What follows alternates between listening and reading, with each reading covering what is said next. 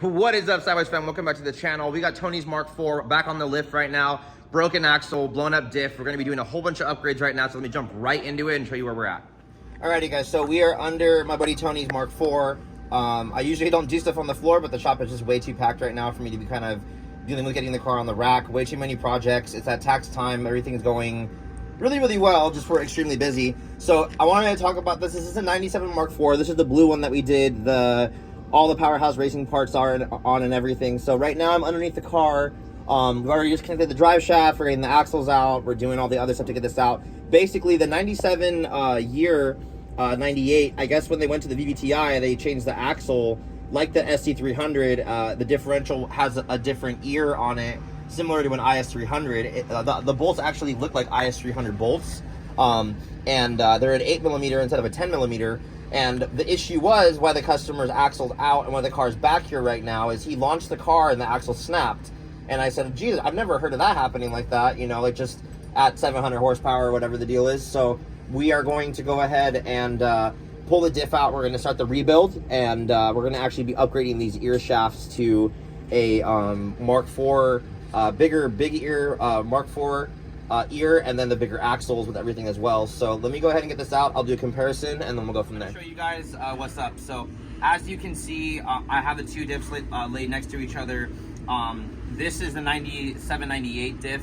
You can see these ears protrude farther out, and the diameter here is a lot smaller on that differential versus the older differential, which is why we're gonna be upgrading to the bigger axle, the bigger ear, and everything too. So he's not breaking them, it'll hold more power, and overall, it'll just be all better to be able to get parts that are more available.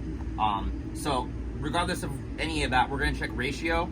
This should be, because this was a NA auto car, it should be a 427. This is from my other buddy Tony's SC back in the day, that he crashed and destroyed the car. The diff was still in good condition, so we kept it. This should be a 408. This is a manual ring and pinion from an SC300 that was stick. So what we're going to do is I'm going to transfer the internal for the ring and pinion and the ears and everything from this one into his Mk4 Super case, and we're going to call it a day. But I'm going to check right now and show you guys how to do it. You're going to mark the diff, make a marking on the rear, and then you're going to mark one of the ears and make a marking on one of these bolts and everything too. So right now we're going to do rotations.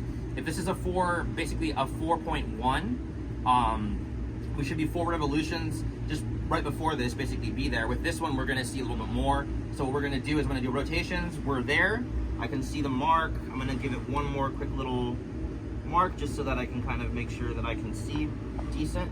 So we're gonna go 1 revolution, 2 revolutions, now we're at 3 revolutions, and then when we come back to basically 4,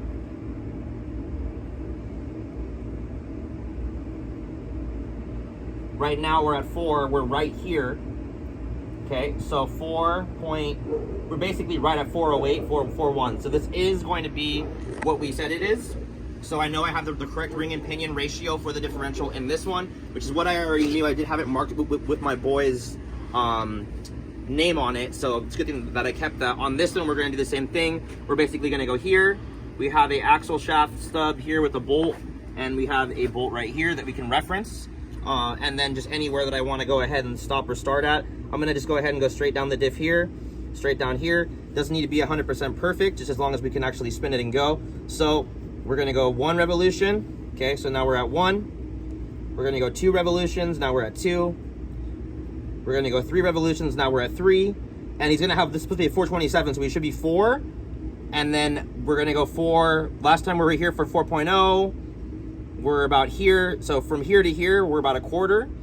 And we're lined up here and here. So this is definitely going to be a higher ratio, 4.25, 4.27. So this is definitely a different ratio in this differential. So what we're going to do is, since we're already swapping it anyways, Grannis Racing does recommend putting a 4.08 in the rear end, which is a factory manual Supra ring and pinion ratio. He probably will only gain about 200 RPM of longer gear, but that's what we're doing anyways. We do need to end up putting these in here anyways, and it does fit in the case from my understanding. So we're going to need all this stuff. We're going to go ahead and take this to our rebuild shop, and we're going to go ahead and have his LSD installed in this and then put it back in the car. I wanted to also get a measurement just so that we can show you guys as well. Let me grab the axle.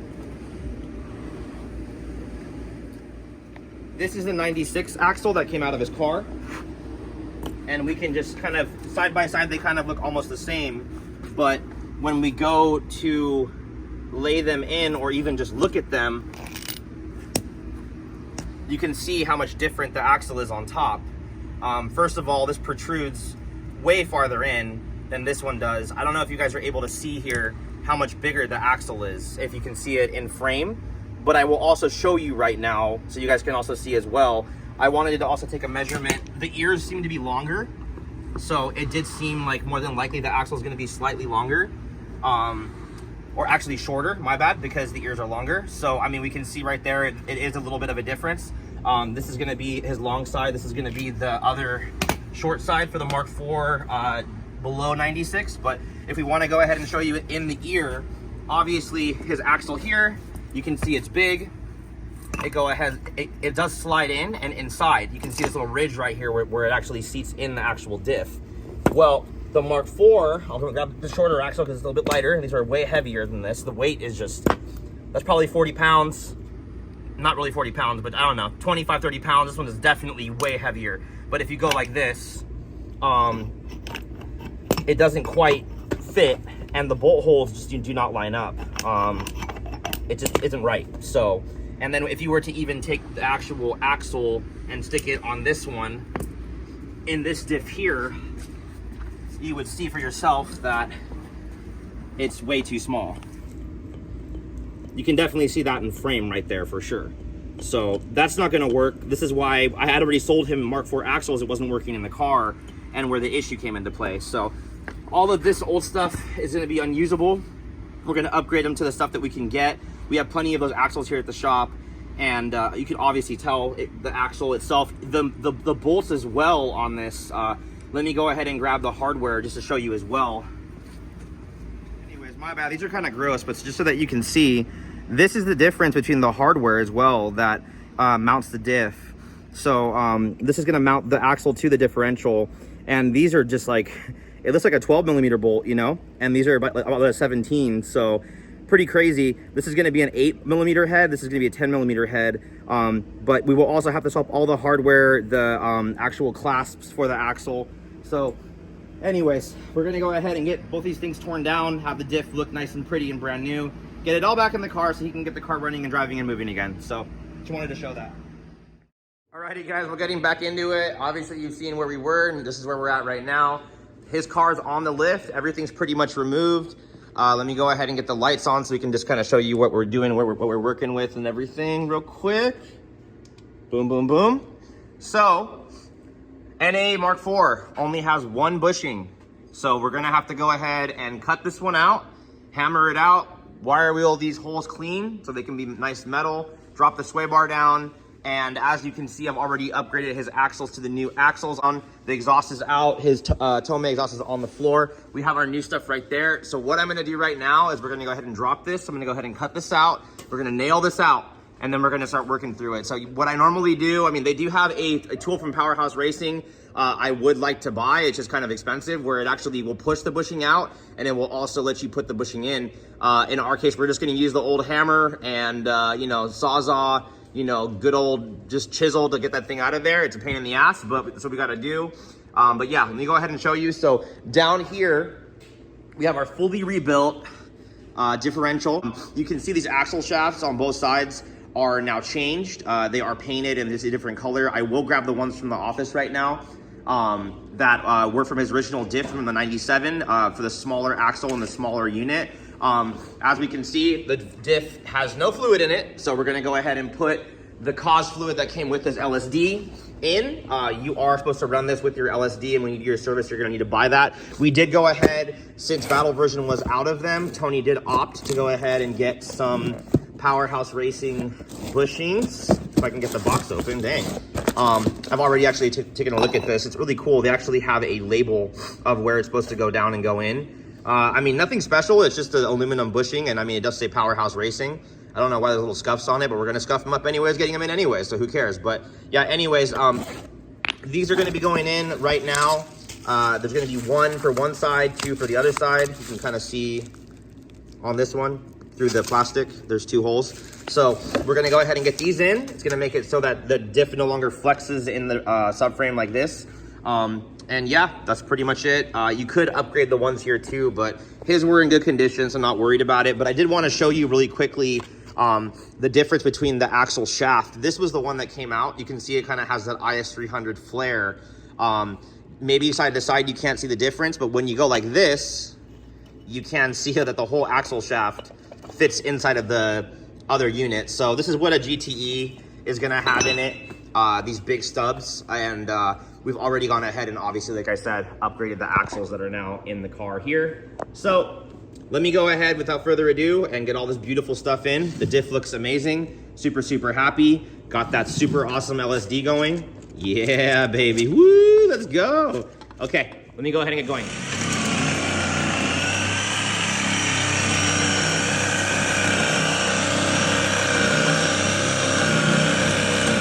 So what I've done is I've cut the bushing out so that I can have room to cut it out with the Sawzall, and then I've already went ahead and made decision marks on all 4 of the corners, and then it's just pretty much as gonna be as easy as, I mean, I wouldn't say easy, but basically at the back, you're just gonna kind of hit everything. Watch out so it doesn't hit you, because it's probably gonna fling out. So, you just gonna,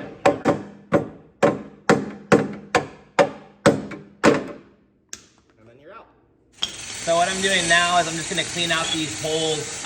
I've already done the other side actually with a wire wheel just to get all of the paint and all the other crap out of here.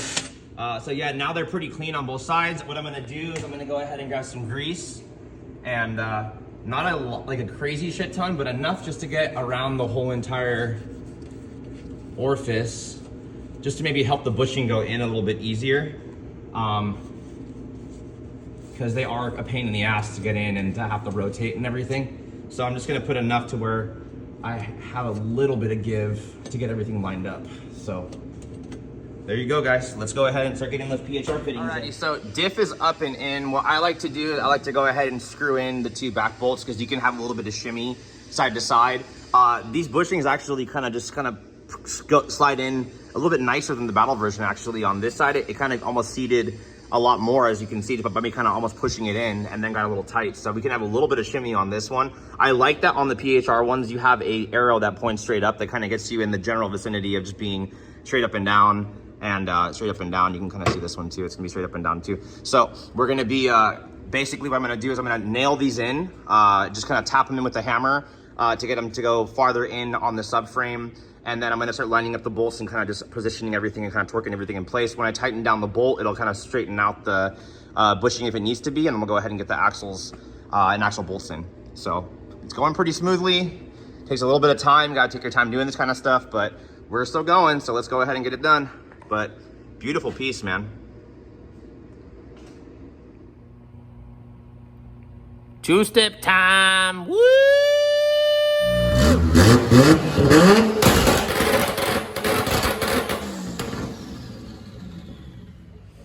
Alrighty guys, so this is gonna go ahead and conclude the video. Tony's car is done. It's going to be leaving tomorrow right there. So anyways, this was just to kind of show you guys the differences between the differentials in the cars and kind of what we were doing. Just have some video update for the customer so you can have it for his records. So I hope you guys enjoyed this video, guys. Any questions or things you guys want to know, let me know. Till next time, guys, peace.